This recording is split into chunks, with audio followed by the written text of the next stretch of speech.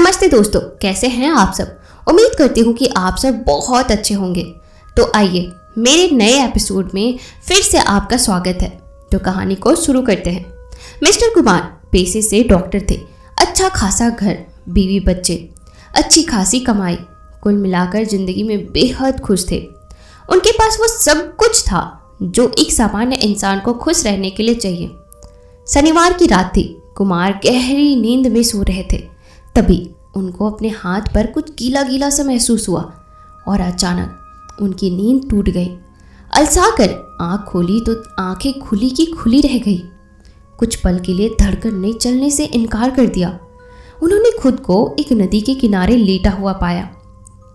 अभी रात के 10 बजे ही थे। अपने बिस्तर पर ही तो वो लेटे थे, पर नींद खुली तो नदी और घना जंगल था।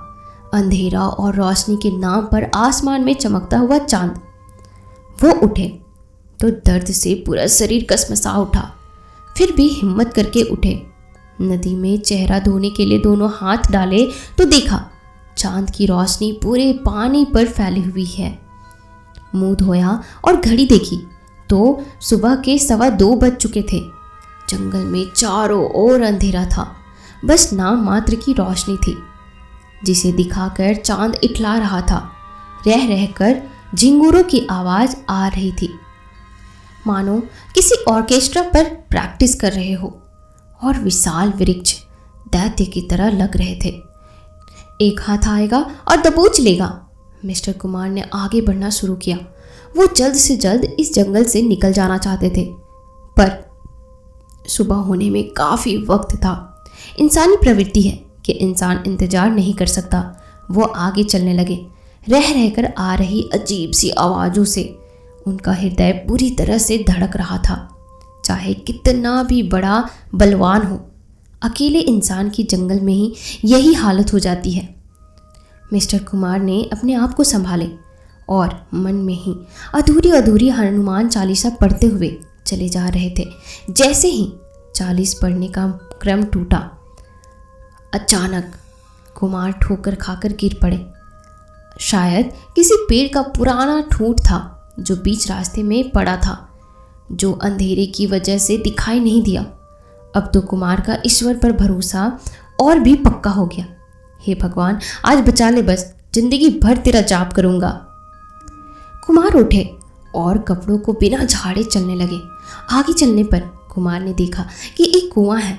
कुआं पूरी तरह से नहीं ढका हुआ था, पर रास्ते को पार करने के लिए जरूरी था कि कुएं पर से होकर जाया जाए।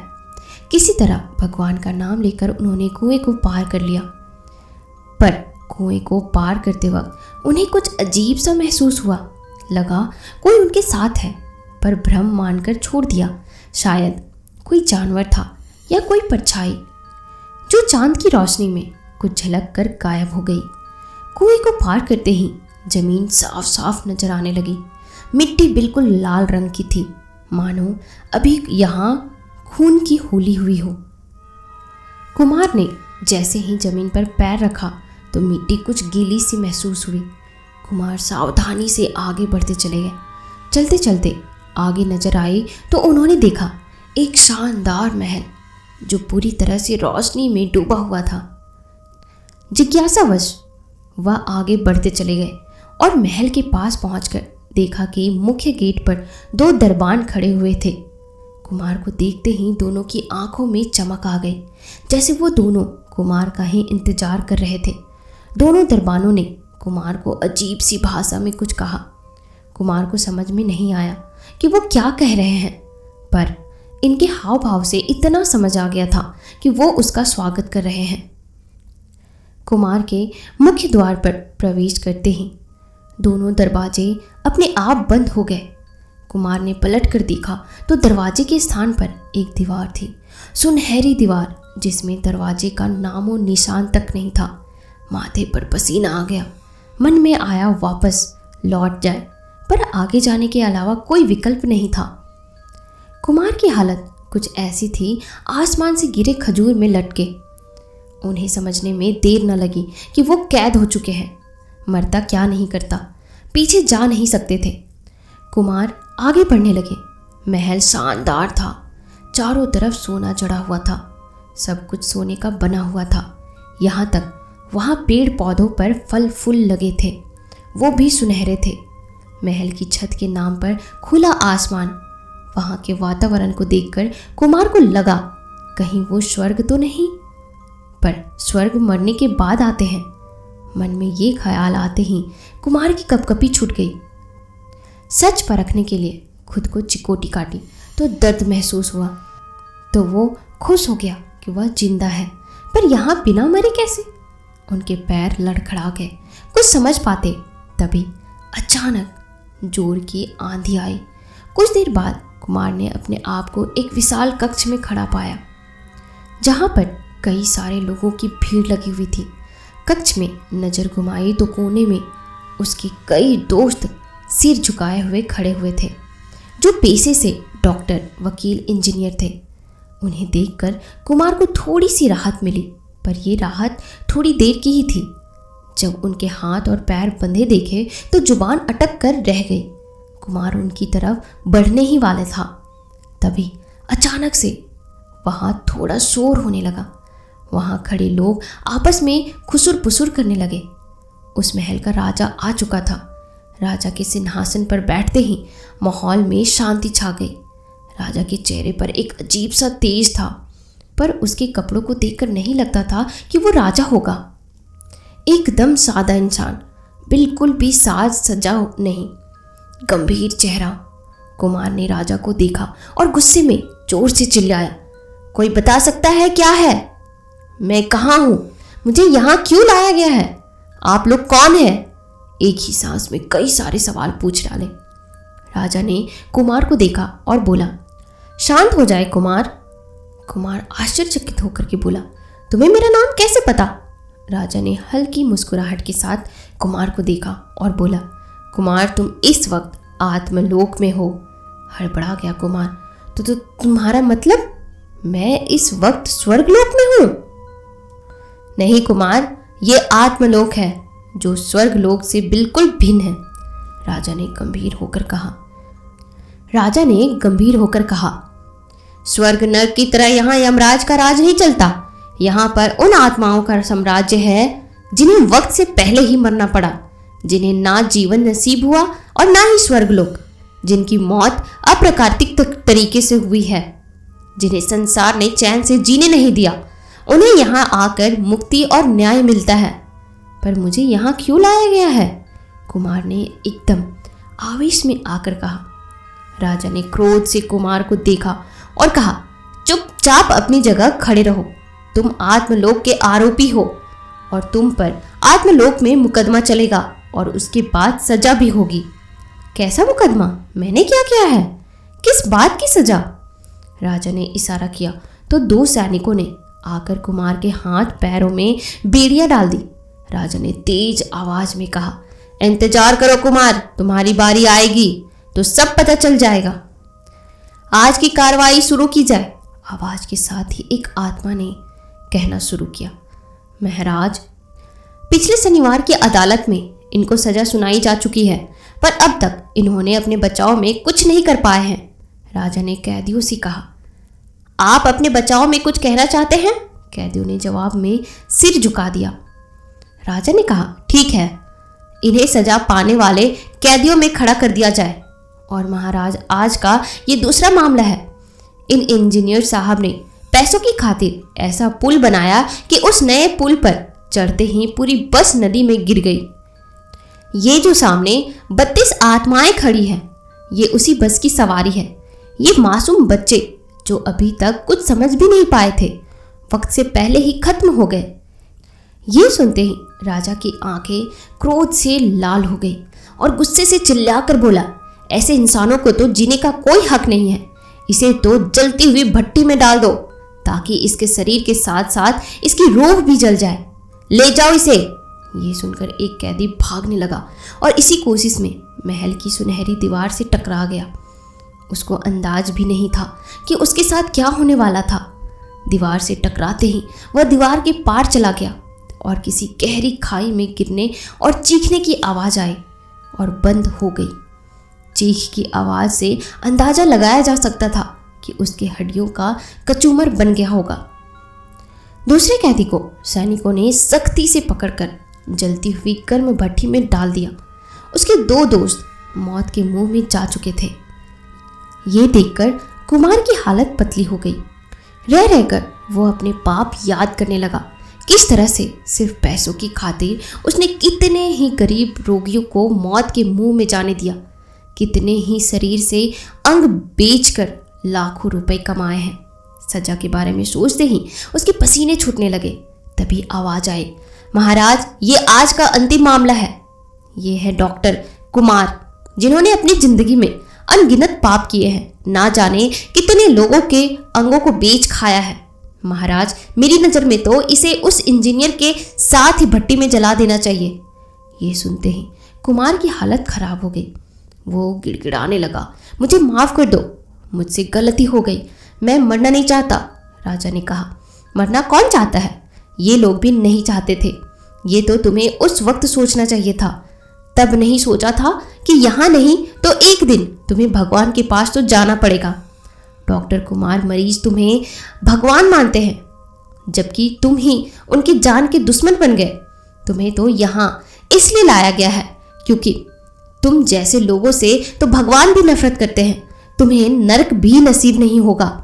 तुम जैसे लोगों का उद्धार करने के लिए ही इस आत्मलोक की जरूरत पड़ी है। कुमार ने गिड़गिड़ाते हुए कहा, महाराज, मुझे अभी मरना नहीं है, मुझे अभी बहुत काम करने हैं, मुझे माफ़ कर दो। राजा ने जवाब दिया, यहाँ का कानून है मौत के बदले मौत। ये सुनकर कुमार भागने लगा। तभी और आत्माओं ने उसको चारों ओर से घेर लिया। राजा ने चिल्लाकर कहा, तुम आए अपनी मर्जी से हो, पर जाओगे हमारी मर्जी से। सुनकर कुमार चिल्लाया, मैं अपनी मर्जी से यहाँ कब आया? मुझे जबरदस्ती लाया गया है। राजा ने मुस्कुरा करके कहा, आत्मलोक को इतने अधिकार नहीं है कि तुम्हें यहाँ ले आए। यहाँ तो तुम खुद चलकर आए हो, हमने तो सिर्फ रास्ता दिखाया है। तभी कुमार को याद आया कि कुआं पार करते वक्त उसे कुछ महसूस हुआ था, जैसे कोई उसके साथ हो। कुमार की हालत गड़बड़ाने लगी और रोते हुए बोला, तुम मुझे नहीं मार सकते। राजा ने कहा, अभी अभी तुम्हारे 2 दोस्तों को तुम्हारी आंखों के सामने मार दिया, अब तुम्हारी बारी है। चारों ओर से आत्माएं उसे घेरने लगी। उसे पकड़ लिया। कुमार का दम घुटने लगा। आत्माओं ने उसे झंझोर डाला। तभी हैप्पी बर्थडे टू यू की आवाज़ से कुमार की आंख खुल गई। दोनों बच्चों की आवाज़ से पापा उठो, पापा उठो बोलकर जगाकर बर्थडे विश दे रहे थे और सामने खड़ी पत्नी मुस्कुराकर हाथ में बुके लिए जन्मदिन की शुभकामनाएं दे रही थी। कुछ पल के लिए कुमार को समझ नहीं आया ये हो क्या रहा है। वो अपनी बढ़ी हुई धड़कनों को संयत करने की कोशिश कर रहे थे। पसीने पसीने हुए कुमार को कुछ पल लगे समझने में कि वो जिंदा है, यानी वो अब तक सपना देख रहे थे। भावुक होकर उन्होंने बीवी बच्चों को गले लगा लिया। उनकी आंखों में आंसू छलक आए। कुमार अभी अपने सपने में लगे सदमे से बाहर नहीं आ पाए थे। उनको लग रहा था कि ये उनका नया जन्म ही तो है। अगर बच्चे हैप्पी बर्थडे कहकर उनको नहीं जगाते तो अब तक उन आत्माओं ने उन्हें मार डाला होता। बीवी बच्चों को थैंक्स कहकर कुमार उठे और तैयार होकर अस्पताल पहुंचे। अस्पताल के बाहर भीड़ लगी हुई थी। वहाँ एक औरत मरणासन हालत में पड़ी हुई थी। कपड़ों से पता चल रहा था कि वह बहुत गरीब औरत थी। कुमार को देखते ही उस औरत का लड़का, जो कि लगभग 25 वर्ष का युवक था, अचानक से कुमार के पैरों में गिर पड़ा। डॉक्टर साहब, मेरी माँ को बचा लो डॉक्टर साहब। कुमार ने उस लड़के को उठाया। उसके चेहरे पर नज़र पड़ते ही कुमार को लकवा सा मार गया। कुमार एकदम से लड़के को देखते ही रह गए, पर लड़का अभी भी रो रहा था। कुमार ने खुद को संभाला और औरत को अस्पताल में भर्ती करवा दिया। स्टाफ को निर्देश दिया कि इस औरत का विशेष ख्याल रखा जाए। कुमार अपने केबिन में जाकर बैठ गए। उनका दिमाग काम नहीं कर रहा था। सोच रहे थे कि ऐसा कैसे हो सकता है। ये लड़का ही तो कल रात सपने में सिंहासन पर राजा बनकर बैठा हुआ था। तभी कुमार का फ़ोन बजने लगा। कुमार ने फ़ोन रिसीव किया और फ़ोन करने वाले की बात सुनकर कुमार के पैरों तले ज़मीन खिसक गई। आंखें बाहर आने को हो गई, सांसें रुक सी गई। व्हाट? ओह माय गॉड, कब, कैसे? फोन पर से उत्तर आया, कल रात करीब 3 बजे। कुमार के हाथ से फोन छूट गया। अपना सर पकड़कर टेबल पर झुकाकर बैठ गए। उनके दोनों दोस्त अपनी कार से कहीं जा रहे थे। उनकी कार की टक्कर एक ट्रक से हो गई, जिसमें उनका एक दोस्त चलती कार से गिरकर मर गया और टक्कर के बाद कार में आग लग गई, जिसमें उनका दूसरा इंजीनियर दोस्त जलकर खाक हो गया। कुमार की आंखों के आगे सपने का वो दृश्य तैर गया, जिसमें उनका एक दोस्त महल की दीवार से गिरकर मर गया और दूसरे को भट्टी में भूनकर मार दिया गया। और उस सैनिक का कहना था डॉक्टर कुमार को भी इसी भट्टी में डाल दिया जाए। अगर मैं घर वालों के साथ जन्मदिन मनाने की वजह से नहीं रुकता तो मेरा भी तो प्लान था दोस्तों के साथ जाने का, तो क्या मेरा भी यही हाल होना था? सोचते ही रूह कांप गई, हाथ और पैर ढीले पड़ गए। बेसुध से अपनी जगह पर बैठे रहे। उन्हें होश जब आया तब सामने खड़े उस औरत के लड़के ने उन्हें आवाज़ दी, डॉक्टर साहब, डॉक्टर साहब। कुमार ने उसे देखा और कहा, हाँ हाँ, क्या हुआ बताओ? लड़के ने कहा, डॉक्टर साहब आपका धन्यवाद, आपने मेरी माँ को बचा लिया। मेरी माँ को होश आ गया है, पर मेरे पास इतने पैसे नहीं हैं कि मैं आपकी फीस दे सकूं। कुमार ने गहरी सांस ली और एक पल रुक कर कहा, कोई बात नहीं, ये तो मेरा फर्ज है। तुम्हारी माँ का इलाज यहाँ मुफ्त ही होगा, चिंता मत करो, वो जल्द ही ठीक हो जाएंगी। लड़का कुमार को दुआ देता हुआ चला गया। कुमार कुर्सी पर बैठे हुए ईश्वर से अपने पापों की क्षमा मांग रहे थे और मन ही मन सोच रहे थे कि जो भी उसके साथ हुआ वो क्या था। जो भी था, पर उसे आज नया जन्म ही तो मिला था। तो दोस्तों, आपको यह कहानी कैसी लगी मुझे कमेंट सेक्शन में ज़रूर बताइएगा। और अगर आपके पास भी खुद की कोई हॉरर स्टोरीज़ है या आपके साथ घटी हुई कोई घटना है और आप चाहते हो कि आपकी कहानी को मैं आवाज़ दूँ, अपने चैनल पर लोगों को सुनाऊँ, तो आप मुझे मेरे इंस्टाग्राम पर शेयर कर सकते हो। मेरे इंस्टाग्राम की आईडी है digitaldiव्या001। आप मुझे वहाँ पे शेयर कर सकते हो, मैं आपकी कहानियों को आवाज़ ज़रूर दूँगी। डिस्क्रिप्शन में लिंक दिया हुआ है, वहाँ से आप जा कर के मुझे फॉलो कर सकते हो। और हाँ, अगर आप हमारे चैनल पर नए हो तो हमसे जुड़ने के लिए इस चैनल को जल्दी ही सब्सक्राइब करो, ताकि आगे आने वाले सारे एपिसोड सबसे पहले आप सुन सको। मिलते हैं नए वीडियो में नए कहानियों के साथ, तब तक के लिए आप अपना ख्याल रखो।